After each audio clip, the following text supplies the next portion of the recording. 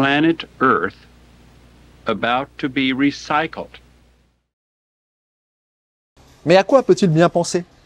Peut-être se demande-t-il où ces petits anges ont pu récupérer tous ces mortiers. Le complexe de la Shoah que je vais définir et vous expliquer est à l'origine de la haine anti-blanc, mais des blancs eux-mêmes. Nous nous haïssons avant tout nous-mêmes. En attendant une solution universelle et planétaire, vivons dans nos espaces de paix.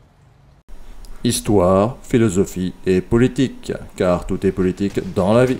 Histosophienne, histosophien, bienvenue.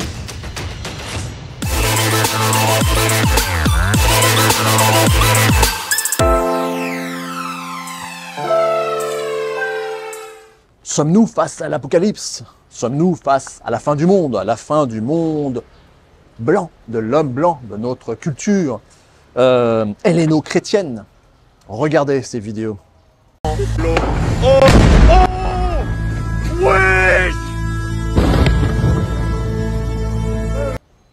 Certains ont déjà acheté des tickets pour Mars, d'autres ont construit des bunkers de luxe. Ou alors attendez-vous une solution surnaturelle, le retour de Jésus? Ou encore, parce qu'il faut bien un peu d'humour, attendez-vous un vaisseau spatial extraterrestre? Vous vous souvenez de cette secte dans les années 90 qui se sont suicidés quand la comète Hale-Bopp passait proche de la Terre, pensant qu'il y avait un vaisseau extraterrestre caché derrière? Planet Earth about to be recycled. Your only chance to survive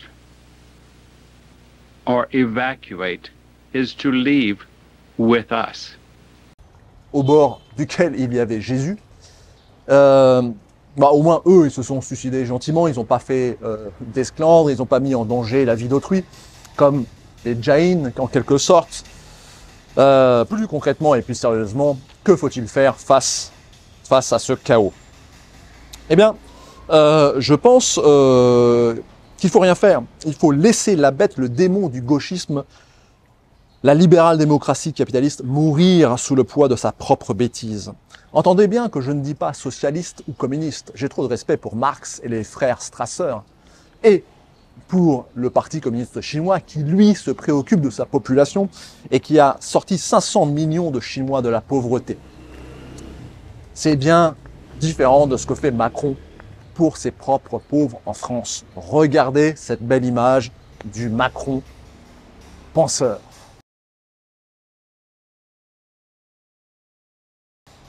Mais à quoi peut-il bien penser? Peut-être se demande-t-il où ces petits anges ont pu récupérer tous ces mortiers en profusion. Il réfléchit sans doute aussi à comment profiter de cette opportunité, de cette magnifique opportunité, à trouver un bon deal avec les véritables maîtres de ces petits anges des cités, c'est-à-dire le grand banditisme et l'islam radical, pour mettre la France en état d'urgence de manière indéfinie, repousser les élections, devenir président à vie, ad vitam aeternam. Au passage, la France est en guerre, nous a-t-il dit. Donc, pourquoi de la démocratie? En guerre, pas le temps pour de la démocratie. Au passage, je tiens, au nom des Français de l'étranger, dont je fais partie, dont je suis, à demander pardon au peuple chinois et notamment à ces touristes chinois pris d'assaut dans leur car à Marseille. Je suis vraiment désolé, j'espère qu'ils ne porteront pas un jugement trop dur contre la société française. Mais les Chinois, d'une manière générale, et notamment le Parti communiste chinois, doivent vraiment se dire que nous sommes des idiots, des petits gauchistes bourgeois, que les Chinois définissent sous le nom de Baizois. Ces petits gauchistes bourgeois ont pris le pouvoir en Europe et en France, au nom du bonheur universel et du capitalisme de surveillance. Ce sont les antifas, par exemple, des petits bourgeois. Regardez ces cars de touristes chinois pris d'assaut. 在马在遇袭了10几个我们慢慢开，慢慢开啊！后面的位置好多都是玻璃渣，半个小时还没到，前面，坐到我有人受伤，然后敌人还试图上来把我们拉下去。车上有41个中国公民。 Ce gauchisme est une pathologie, une maladie mentale dont l'Europe souffre depuis que l'homme blanc commit l'impossible, l'impensable, c'est-à-dire la Shoah. Le complexe de la Shoah que je vais définir et vous expliquer est à l'origine de la haine anti-blanc, mais des blancs eux-mêmes. Nous nous haïssons avant tout nous-mêmes. Et ensuite, par effet de domino, c'est arrivé jusqu'aux banlieues. C'est ce qu'on appelle le wokisme. Je rentre dans l'introduction. Initialement, je voulais juste faire une vidéo de réponse à monsieur Gilles William Goldnadel sur le complexe de la Shoah qu'il a pas défini, mais c'est-à-dire le complexe de l'homme blanc dont il a parlé dans 2 émissions, une sur Bistro Liberté et l'autre sur Omerta. Mais l'actualité a quelque peu bousculé mon agenda et je vais faire d'une pierre deux coups. Donc je réponds brièvement à ses propos. D'abord, je tiens à le féliciter parce qu'en tant que juif, il a quand même la décence de reconnaître que l'origine du mal blanc vient de la Shoah, c'est-à-dire de l'atrocité que M. Adolf Hitler a commis, mais que c'est temporel en soi paradoxal, parce que le pays qui protège aujourd'hui le mieux ses citoyens, essentiellement des blancs européens, c'est Israël, mais c'est en même temps Israël qui empêche l'homme blanc européen de se libérer du complexe de la Shoah. Alors je pense qu'il faudrait remettre quelques points sur la table et en discuter sereinement afin de nous libérer de cette maladie, de ce complexe. Premièrement, le régime hitlérien n'avait pas décidé comme ça dès le début de vouloir exterminer les Juifs. Je vous rappelle qu'il y a eu la conférence d'Évian dans laquelle Golda Meir était présente, où les Allemands ont demandé à tous les pays du monde d'accueillir les Juifs allemands, États-Unis y compris. Tout le monde a refusé. Les États-Unis n'ont pris aucun Juif, pas un seul. Point numéro 2, pour preuve que les sionistes à cette époque-là s'entendaient encore avec les Allemands, c'est que il y a eu les accords de la Havara, c'est-à-dire la migration des volontaires des Juifs allemands en Palestine. Les Allemands cherchaient sereinement une solution au problème juif. Je rappelle qu'à Berlin, le Bétard a défilé en 1936 en chemise brune. Les sionistes et les Allemands avaient un ennemi commun, les Anglais. Alors, cet accord s'est de fait arrêté quand Hitler, pour des raisons géostratégiques, a préféré s'allier aux frères musulmans. Point numéro 3, les Juifs ne furent pas les seuls à être persécutés, les Tziganes, etc. aussi, mais les Allemands eux-mêmes, avant tout 2 millions d'Allemands, ont fini en prison. Les Juifs, comme tous les non-conformes à la politique nazie, furent avant tout des esclaves de l'industrie allemande. Pourquoi les tuer s'ils peuvent être bénéfiques à l'industrie et aux besoins de guerre allemands? Les Allemands sont pragmatiques. Alors bien sûr, les handicapés, les non-productifs étaient assassinés, c'est tout à fait exact. 4. Le rapport Piketty de la résistance polonaise, qui rentrait et sortait d'Auschwitz à leur gré, a démontré cette progression dans l'assassinat des Juifs. C'était pas quelque chose de tout de suite prévu. C'est dans la complexification de la guerre, etc. Au bout d'un moment, les Allemands ne savaient plus quoi faire. C'est exact, et là, ils ont commencé à vouloir tuer les non-productifs, et petit à petit également les productifs, même si ça peut être remis en question. Ce sont des faits historiques. 5. Les Ukrainiens ont également joué un rôle très important dans la Shoah, notamment par balle. Donc là, c'est-à-dire qu'en fait, les Juifs allemands étaient mis dans des camps de travail, mais les Juifs polonais ou les Juifs ukrainiens, ils étaient tout de suite assassinés, exactement comme les Soviétiques, hein, comme les bolcheviks. Ça, c'est un point tout à fait exact. C'est la Shoah par balle, c'est les Ukrainiens. Mais alors pourquoi eux, aujourd'hui, peuvent se revendiquer d'un nationalisme, voire d'un national-socialisme? BHL va même les rencontrer, discuter avec eux. Et que nous, Européens non ukrainiens, c'est-à-dire on va dire plus occidentaux, nous souffrons toujours du complexe de la Shoah. 6. Les chambres à gaz d'Auschwitz actuelles sont une fabrication, une contrefaçon faite par les Soviétiques. Les Allemands ont tout détruit avant l'arrivée des bolcheviks. C'est un problème parce que ça a été la porte ouverte à des confusions et à du révisionnisme. C'est idiot de ne pas en parler sereinement. Enfin, le dernier point numéro 7, nous savons que le chiffre de 6 millions est sans doute exagéré. C'est en soi, je ne veux pas faire de la comptabilité morbide, mais ça a une importance sur les paiements de l'Allemagne et ça a une importance aussi symbolique sur le poids du complexe de la Shoah. Les Allemands n'étaient pas du tout aussi organisés qu'on veut bien nous le faire croire. Le régime nazi était darwiniste. Hitler régnait par le chaos et la sélection naturelle. Il laissait ses ministres s'entre-déchirer. Par exemple, Göring haïssait Himmler. Il saillissait. Voilà, c'était un régime, c'était un bordel organisé. Vous croyez que les Allemands avaient une technologie tellement puissante qu'ils pouvaient tuer 6 millions de Juifs en quelques années? C'est beaucoup. Hélas, c'est beaucoup. Alors maintenant, on va pas polémiquer là-dessus. Il faut mettre ces points sur la table, en discuter sereinement, et il faut nous libérer de ce complexe, parce que c'est ce qui tue l'homme blanc en réalité. Je rentre dans la partie historique. L'Allemagne va payer en 2024 1,4 million d'euros aux survivants de la Shoah. Je rappelle que la Shoah s'est passée il y a 83 ans, il y a presque un siècle. Quand cela va-t-il s'arrêter? Quand Israël va arrêter de nous infliger cette repentance éternelle? Si ça ne s'arrête pas, et là je vous invite à lire d'Ogerland, une petite histoire du racisme, si cela ne s'arrête pas, il y aura un nouveau complexe de Versailles. Le traité de Versailles, c'est ce qui a créé Hitler et le nazisme.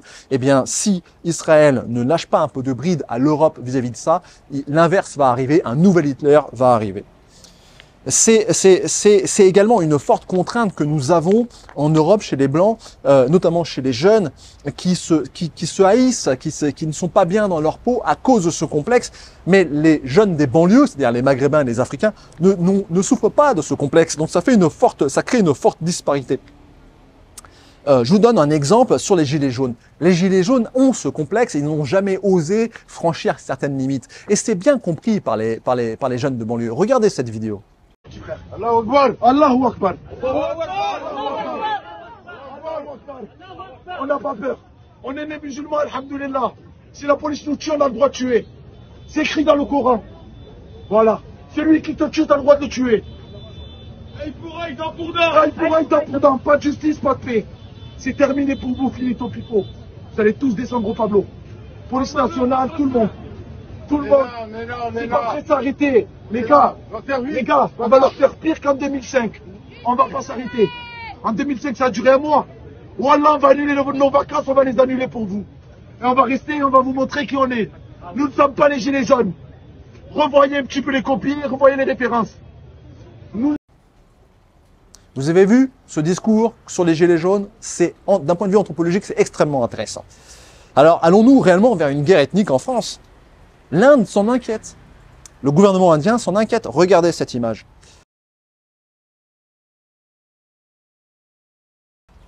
Et elle a bien raison, l'Inde. Parce que le gauchisme, en diffusant le complexe de la Shoah anti-blanc aux immigrés, a ouvert la boîte de Pandore de la bêtise. La Shoah s'étend dès lors à la traite négrière, à la colonisation, au racisme anti-africain et dans une moindre mesure au racisme anti-asiatique, parce que eux sont moins complexés grâce au grand frère chinois qui a toujours été libre et indépendant et fort. C'est la naissance du wokisme, la réécriture de l'histoire de l'homme blanc. Tout est de la faute de l'homme blanc. Le gauchisme des années 80, cette maladie mentale, a créé un fossé entre les Français et les Africains sahariens et subsahariens, qui va bien au-delà de l'ethnicité. C'est un problème idéologique, culturel et politique. SOS Racisme a stigmatisé les Français de souche dans les années 80 comme étant mauvais à l'origine de tous les maux de la terre. C'est le complexe de la Shoah dans toute sa définition. Alors il est normal aujourd'hui que des jeunes des cités s'en prennent à des blancs juste parce qu'ils sont blancs. Regardez cette vidéo.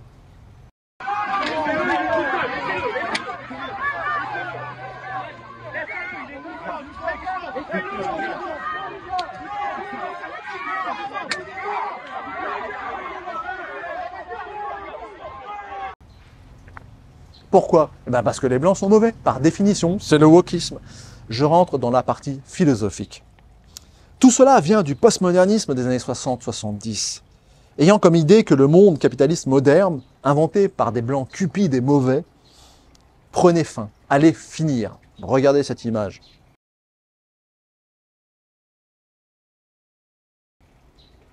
Il fallait alors déconstruire la société réactionnaire, la société du Papa de Gaulle, le dernier système de droite qui ait jamais existé, la droite du bon sens, la droite paternaliste.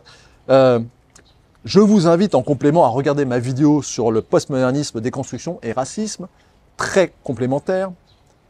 Tout ceci va déboucher sur quoi? Sur un nouveau monde, une nouvelle société, la société de la laideur et de la médiocrité. La perte des valeurs, plus de hiérarchie, plus d'ordre, sous les pavés et la plage. Souvenez-vous, la fin de l'élitisme universitaire. Tout le monde est un génie, tout le monde doit avoir les mêmes diplômes plus de discrimination.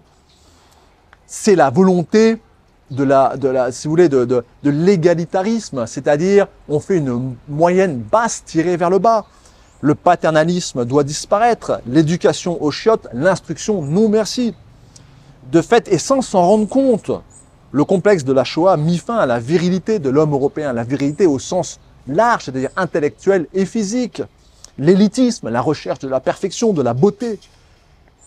Et en plus de ça, les Européens ont eu une deuxième couche, c'est-à-dire la contamination par les pesticides qui a diminué le taux de spermatozoïdes, la qualité du spermatozoïde. C'est pas une blague. Regardez ma vidéo, le mâle blanc des ovules dans les testicules. Pendant que le taux de testostérone diminuait en Europe, celui de l'homme africain augmentait. L'Europe est ainsi devenue un pays de vieux bobos ayant peur des jeunes, de l'énergie virile. Une société féminisée. Les jeunes des banlieues, eux, ils cherchent la virilité, ils ont cette énergie. Une énergie dont on pourrait bénéficier, nous, Français de souche. Dans le monde des cités, l'idéal, c'est soit de devenir un voyou, un grand voyou du grand banditisme, ou un musulman allant faire le djihad. Certains se sont parfaitement intégrés dans nos armées, donc il y a du potentiel d'intégration s'ils le désirent profondément. Mais hélas, la majorité est perdue. C'est devenu une société de crétins, avec 5 mots de vocabulaire, wesh, wallah.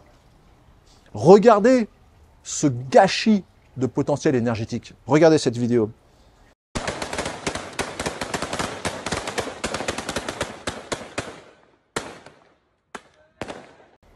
Les types qui tirent à la calache sur des caméras de vidéosurveillance, ils ont des couilles, il faut le reconnaître. C'est des gens qui ont une énergie à revendre. Il faut l'exploiter. Je rentre dans la politique. Tout cela est donc lié au complexe de la Shoah, la fin de l'homme blanc viril. Regardez cette image des pingouins homosexuels. Alors déjà, pour dire que des animaux sont homosexuels, c'est mal connaître ce que c'est que le règne animal. Là, je vous invite à étudier ma vidéo sur l'homme de Arnold Gehlen. C'est de l'anthropologie philosophique. Il faut écouter ou lire mon résumé, c'est important. Alors bizarrement, donc nous, Européens occidentaux, la virilité c'est mauvais, le nationalisme c'est mauvais, nous sommes mauvais, nous souffrons de ce complexe de la Shoah. Mais de temps en temps, nos gouvernants, nos bien-pensants rouvrent la boîte magique du nationalisme, notamment en Ukraine, quand il faut lutter contre l'invasion soviétique 2.0 russe et chinoise. C'est quoi ce 2 poids, 2 mesures qu'on nous vend? C'est insupportable. Le bon, la brute et le truand, regardez ma vidéo sur le sujet. Alors le postmodernisme, la mondialisation, un demi-siècle de gauchisme a détruit le bon sens de la droite traditionnelle. Le paternalisme a disparu, l'idéal du fort, de l'élite, du beau a disparu. Tout le monde doit être égal, donc tout le monde doit être laid ou moyen, moyenné, sans saveur, sans rien. La féminisation du monde, c'est une société en déséquilibre, sauf dans les banlieues, parce que eux ont gardé cette virilité. Regardez les images.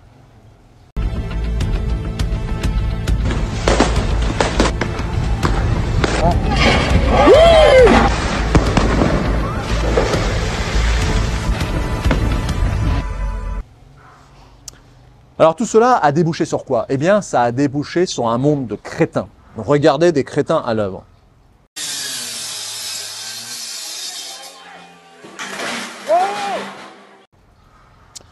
En complément, je vous invite à regarder ma vidéo et mon travail sur Paul Lecor, l'intelligence en péril de mort. J'en viens maintenant à Doggerland. C'est un livre que j'ai écrit qui est un petit peu potentiellement un potentiel à venir, comprenez-le. Dans ce livre, je décris la montée des extrêmes, car tant que le complexe de la Shoah ne sera pas arrêté, nous irons vers là. Et j'écris également dans ce livre le paradoxe d'Israël, qui est le dernier pays blanc à protéger les blancs. C'est quand même, quand on y pense, assez incroyable. En Israël, il y a des lois raciales qui protègent le peuple israélien face à l'immigration, notamment des juifs éthiopiens en l'occurrence. Alors, qu'est-ce qu'on doit faire? La France, est-ce que c'est foutu? Est-ce qu'on est foutu? Non, la France doit réagir. Soyons fiers de notre passé. Partageons cette fierté avec ces jeunes de l'immigration pour ceux qui veulent s'intégrer. Tant qu'il en est encore temps. Je vous invite à regarder France Date Fondatrice, une vidéo sur le sujet que j'ai faite. Nous voulons plus d'Idriss Alberkane. Nous voulons plus de caporal-chef Abel Chenouf et de caporal-chef Mohamed Legouat. Ces braves soldats du 17e RGP tués par Mera à Toulouse. Ceux qui veulent s'intégrer, il faut leur donner la possibilité de le faire et les moyens de le faire. Au lieu d'envoyer l'argent en Ukraine, Monsieur Macron, gérez la situation. Les Russes sont morts de rire. Les Chinois sont pliés en quatre. On est ridicule. Notre gouvernement est un gouvernement d'idiots. Quand je fais une comparaison, si vous voulez, avec la Russie, beaucoup vont le faire. On ne peut pas réellement comparer parce que la Russie, c'est un empire. Et pourquoi l'islam est bien intégré en Russie? Tout simplement parce qu'il y a des pays. La Russie est composée de pays. Il y a des pays orthodoxes, il y a des pays musulmans, il y a des pays bouddhistes. Les Tchétchènes ont la Tchétchénie. C'est leur pays, c'est là où ils vivent, c'est là où ils s'épanouissent. Alors bien évidemment, ils peuvent voyager en Russie, ils peuvent aller à Moscou, etc. C'est pas le problème. Mais nos jeunes de banlieue, ils ont plus de pays. Alors, la seule solution qui s'offre à eux, c'est soit de prendre la France comme pays. Là, je vous invite à voir ma vidéo sur paternalisme versus nationalisme. Ça décrit exactement ce problème-là. Ceux qui veulent devenir nationalistes et intégrer la France comme pays, eh bien, qu'ils le fassent. Mais il faut leur donner les moyens. Donc, il faut arrêter de financer l'Ukraine et sauver la France. Et ceux qui ne veulent pas, qui ne le peuvent pas, pour X raisons, eh bien, ils doivent retourner dans le pays de leur père, c'est-à-dire l'Algérie en grande majorité. Et pour ça, il faut les aider. C'est la remigration. L'État français doit financer cela avec Israël de manière sereine et pas de manière brutale, pas de manière stupide. Il faut être agile, il faut être antifragile. D'accord? Donc là, je vous propose de regarder ma vidéo sur le sujet Fukushima, l'antifragile. Antifragile. Comprenez bien le concept. C'est pas de manière brutale, parce que sinon, ça sera une guerre civile, il y aura des morts. Non, il faut être intelligent, trouver un accord avec l'Algérie, le Maroc, la Tunisie, financer. Et ces jeunes-là, qui ne veulent pas s'intégrer, qui ne veulent pas embrasser la nationalité française, réellement profondément, et la culture française, doivent retourner au pays de leur père. C'est ça le patriotisme. Ce sont des patriotes algériens. Et ben, ils doivent retourner en Algérie. En complément là-dessus, regardez cette photo, effectivement, qui circule sur les réseaux sur Moscou, qui n'est pas en feu. Voilà, vous avez compris pourquoi? Parce que la Russie, c'est un empire avec des pays musulmans. Alors la France, si la France avait gardé l'Algérie, si De Gaulle n'avait pas rendu l'Algérie, entre guillemets, aux Algériens, ce qui est une bonne chose, hein, je pense, je suis contre toute colonisation, eh bien, les Algériens auraient toujours un pays. Les Algériens français, ils vivraient en Algérie. Voilà. Pensez-y, il y a quelque chose à travailler là-dessus. Je vous invite aussi, en complément, à regarder ma vidéo sur la géographie et culture, c'est intéressant. Et enfin, donc, comme je vous le disais, soyons malins, soyons antifragiles, ne nous braquons pas bêtement sur une guerre civile, parce que ça sera des morts. Il faut récupérer les jeunes qui veulent s'intégrer et laisser les autres rentrer chez eux, parce que c'est là où ils seront bien. Regardez ce qu'Algérie a publié sur les réseaux sociaux.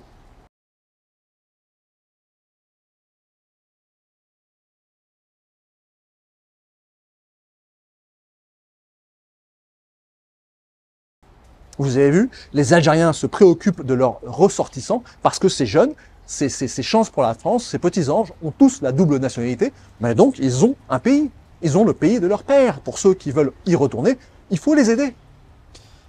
En conclusion, je dirais que Espace et Paix, le livre, traite de cela, c'est-à-dire d'espace cohérent, ethnique, culturel, de paix, où on peut vivre en paix. C'est la Russie. La Russie est le meilleur exemple. La Russie est composée de pays sous une fédération de pays orthodoxes, musulmans, bouddhistes, et tout va bien.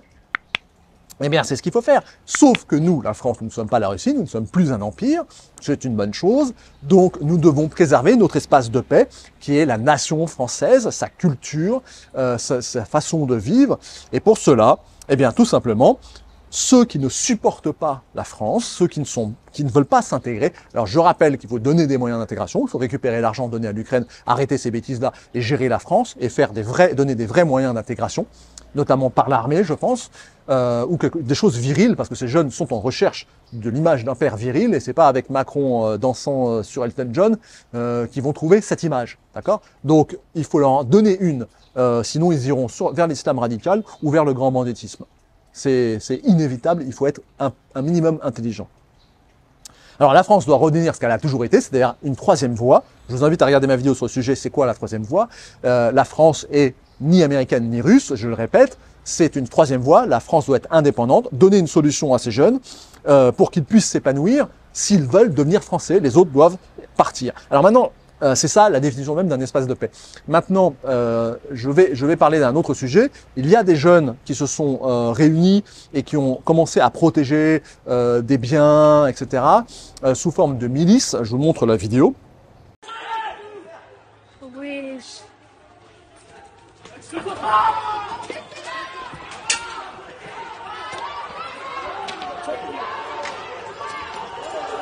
putain, il pisse le sang.